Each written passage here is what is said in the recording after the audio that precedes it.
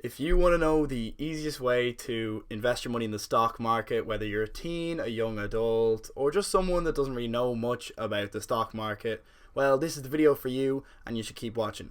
I'm going to show you the method I use, which is extremely low risk and so far has given me decent returns. At the end of the video, I'm also going to be telling you my exact strategy and how I allocate my investments. Now, obviously, the more money you put in, the more you're going to get out. But to me, it seems like this method is pretty good for anyone at any amount of money. So we'll stop messing about, let's get into it. To me, it seems like there's a bit of a misconception in society about the stock market that you need to be looking at it 12 hours a day to pick the right stock that's gonna blow up tomorrow. Well, unless you actually do spend 12 hours a day looking through P&Ls and balance sheets and gearing ratios and companies' accounts, stock picking is pretty risky. Now, take this with all due respect because I learned it the hard way. It's best not to overestimate your intelligence in the stock market. Some top investors actually do spend hours upon hours and hours a day looking through companies' accounts and still don't beat this method. Now, the method I'm going to be talking about is called dollar cost averaging or pound cost averaging, euro cost averaging, whatever you want to call it. And another name for it as well is constant dollar plan, apparently. I never heard that, but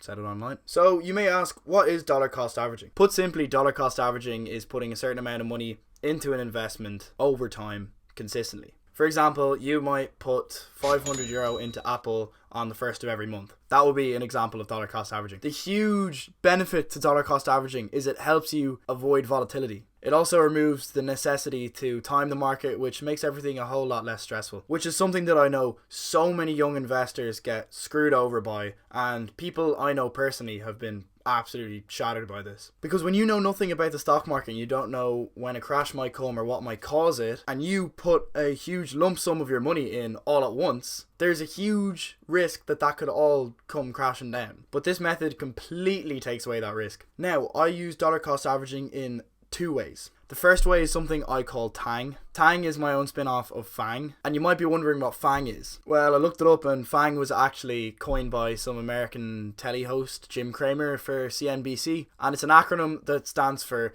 Facebook, Amazon, Apple, Netflix, Google. Judging by the fact that you've probably heard of every single one of those companies, I'm sure you can guess that they are 5 of the most valued stocks in the US, which makes them extremely risk-free and pretty much guaranteed to go up in the long run. Now, you might be asking what Tang is then. Well, personally for me, and this is just my opinion, I don't really like Facebook or Meta or Mark Zuckerberg in general. I don't really like the company, so I don't really feel comfortable putting my money in it. So instead I replace Facebook with Tesla, and therefore we get Tang. However, if there's a company you believe in, maybe it's Lucid Motors, maybe it's Nvidia or CrowdStrike, whatever, you can plug that in there and take away other ones. Maybe you don't like Netflix, maybe you're a Hulu user, you can take that away if you like. So adjust it to your preferences and you're good to go. The second way that I use dollar cost averaging is through what's called the S&P 500 index fund. So you might be asking what an index fund is. An index fund is one that tracks multiple companies and has a small share of each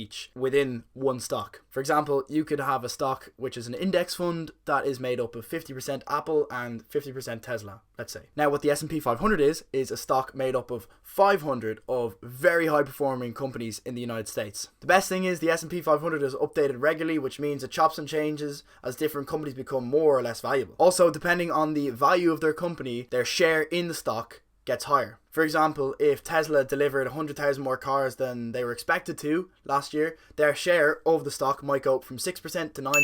And if Amazon failed to deliver 50,000 packages, their share might go from 3% to 2%. Another word for index funds is ETFs, and there's loads more you can look at. For example, there's an S&P 100, which is just like the 500, but it's only 100 companies. There's a Global 1200, and there's even ones for specific industries like green energy. Overall, ETFs get a huge thumbs up from me. Now I'm going to be sharing my exact strategy and how I allocate my investments. Keep in mind, I'm not an investment banker. This is not official financial advice, but I found it to give me pretty decent returns. Now, what I have set up on my Trading 212 account is a reoccurring buy of €35 worth of the S&P 500 every Friday. And in terms of Fang, I put €15 into it every Friday as well. You can adjust this to your salary or how much money you're making, whatever. Mine's quite low at the moment because I'm still trying to get my hair product business up on its feet. So that's my whole investment strategy. I hope it was helpful to you or enjoyable. If it was, it would really help me out if you could hit the like button, and if you want to see more videos like this, you can subscribe to my channel. This is actually my first YouTube video in a few years, and I plan on posting a lot of videos about investing and money and running my hair product business and the products on my hair product business and just general stuff like that. So if that sounds at all interesting to you, please stick around. Anyway, until then, I'll be looking forward to seeing you in the next video. Take care, Happy New Year.